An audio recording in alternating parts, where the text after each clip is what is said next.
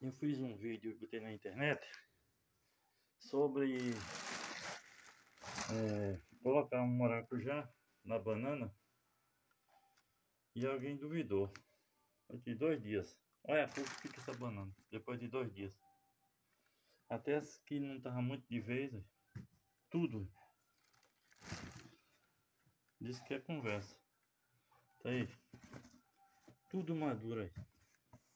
Até as verdinhas aí. Funciona ou não funciona?